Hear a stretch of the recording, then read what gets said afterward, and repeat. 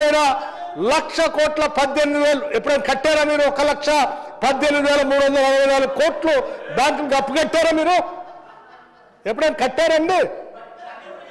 ఎప్పుడైనా కట్టారా మీ జీవితంలో? అరే మీరు మొత్తం తెచ్చుకోవటం తింటాం అయిపోయా. ఎట్లా అండి? నేను అడుగుతున్నా 10 ఏళ్లలో ఎప్పుడైనా సరే మీరు గత ప్రభుత్వం వారసత్వంగా మాకేదో కొద్దిగా వచ్చింది 7,000 కోట్లు అంటున్నారు. సరే దాన్నైనా మీరు ఆ రకంగా మీరు చేసిన 7 లక్షల కోట్లలో 7 లక్షల కోట్లు మరి ఆయన కట్టారా అప్పు? 7 లక్షల కోట్లు అప్పు కట్టారా మీరు? ఇక్కడ అండి మేము కట్టాము 1,18,000 కోట్లు 364 1,18,364 కోట్లు అప్పు కడుతూ ఇంకా 40,000 కోట్ల పెండింగ్ బిల్లుకి దాంట్లో ఒక 28,000 కోట్లు అంటే 12,000 కోట్లు తీరుస్తూ ఇంకా అవి కాకుండా మీరు పెండింగ్ పెట్టిపోయినటువంటి ఏంటి డిస్కౌంట్స్కి పెట్టిన 29,649 కోట్లు అట్లాగే పెండింగ్ బిల్స్ మీరు పెట్టిపోయారు.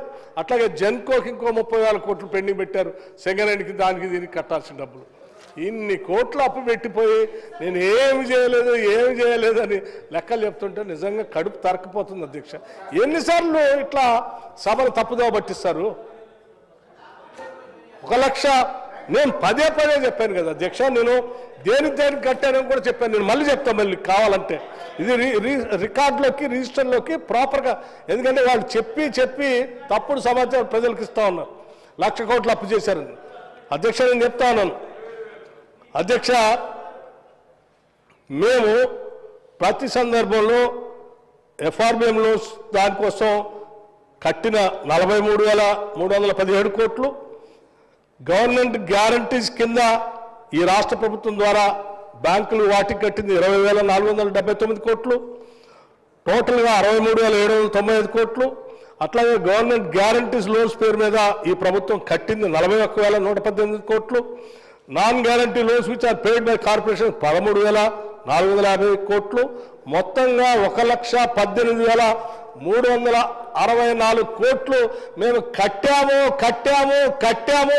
ఇది లెక్కలతో సహా అక్కడ ఉంది, కంప్యూటర్లో కూడా ఉంది మహానుభావం అని చెప్తా ఉంటే మళ్ళీ పదే వేసి మీరు 1,00,000 కోట్లు అప్పు చేశారు, మీరు తిన్నారు, తగలేశారంటే ఏడాధ్యక్ష ఇంతకంటే ఇంకేం చెప్పాము? మీలాగా ఇందాక చెప్పారు, ఇందాక కూడా అట్లా అబద్ధం చెప్పారు అధ్యక్ష. ఏదో ఆ భూమిని బదలాయించి ఏదో చేశారట. మీలాగా మేము వాళ్ళ భూములు గుంజుకోలేదు అధ్యక్ష. ఈ రాష్ట్ర ప్రభుత్వానికి ఎవరో పాపం కోట్లు వేసి భూములు గుంజుకొని పోతుంటే మాయ అంటుంటే మా ముఖ్యమంత్రి క్యాబినెట్ అంతా కూర్చొని అరే ఏ సమయంతో ఇంచే కూడా పోవటానికి వీల్లేదని కోర్టులో కొట్లాడి ఆ భూమిని తీసుకొచ్చి ఆ భూమి ద్వారా మళ్ళీ అమ్మకుండా ఇండస్ట్రియల్ ఇన్ఫ్రాస్ట్రక్చర్ కార్పొరేషన్కే ఇచ్చి ఈ రాష్ట్రానికే ఉండాలి, ఈ ఆదాయం మొత్తం రాష్ట్ర ప్రజలకే ఉండాలా అని అమ్మకుండా జాగ్రత్త చేసి పెడితే ఎవడో అన్యాక్రాంతం అవుతున్న భూమిని తీసుకొచ్చిన భూమిని అమ్మకుండా మళ్ళీ ఇండస్ట్రియల్ కార్పొరేషన్కి ఇచ్చారు. ఇండస్ట్రియల్ కార్పొరేషన్ ద్వారా పరిశ్రమలు తేవటం కోసం ప్రయత్నం చేస్తారు. ఇంత చేసి ఈ ఆదాయం అంతా కూడా పోగేసి రాష్ట్ర ప్రజల కోసం మేము ఖర్చు పెడతా ఉంటే మాలాగా ఔటర్ రింగ్ రోడ్ అమ్ముకున్నట్టు మీరు అమ్ముకోలేదు, లేకపోతే అక్కడ కోకాపేట భూములు అమ్ముకున్నట్టు మీరెందుకు అమ్ముకోలేదు? మేము భ్రమల్లో ఊహించుకొని మీరు అమ్మారు. ఎట్లా అధ్యక్ష? ఇది కరెక్ట్ కాదు. మీరు ఇట్లా ఈ రకంగా డైవర్ట్ చేయటం. Thank you very much. బట్టనా 1,27,000 కోట్లు ఏడాది కాలంలో కాంగ్రెస్ పార్టీ అప్పు చేసింది అని బట్టి గారు పదే ఒప్పుకున్నందుకు అభినందనలు.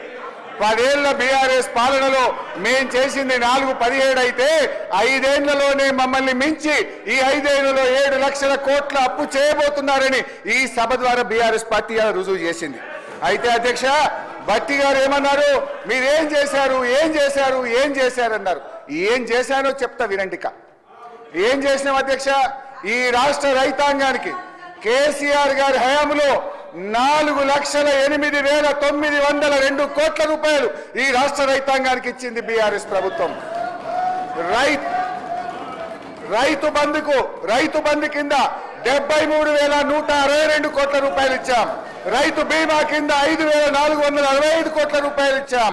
లోన్ వేవర్ కింద 28,000 కోట్ల రూపాయలు ఇచ్చాం. పవర్ సబ్సిడీ కింద 65,000 కోట్ల రూపాయలు ఇచ్చాం. ఇరిగేషన్ రంగంలో 2,37,000 కోట్లు ఖర్చు పెట్టాం. ఈ రాష్ట్ర రైతాంగం మేలు కోసం 4,08,000 కోట్ల రూపాయలు ఈ రాష్ట్ర రైతుల కోసం బీఆర్ఎస్ ప్రభుత్వం ఖర్చు పెట్టింది అధ్యక్ష. దాని ఫలితమే బీఆర్ఎస్ ప్రభుత్వ హయాంలో ఎంతో అద్భుతంగా మేలు జరిగింది. ఇవాళ ఎట్లా జరిగింది? 10 ఏళ్ల బీఆర్ఎస్ పాలనలో ఆనాడు మేము ప్రభుత్వం చేపట్టినాడు 68 లక్షల టన్నుల ఉత్పత్తి ఉంటే 1,68,00,000 టన్నులకు వరి ఉత్పత్తి పెరిగిందంటే మా ప్రభుత్వం రైతులకు చేసిన మేలు వల్ల.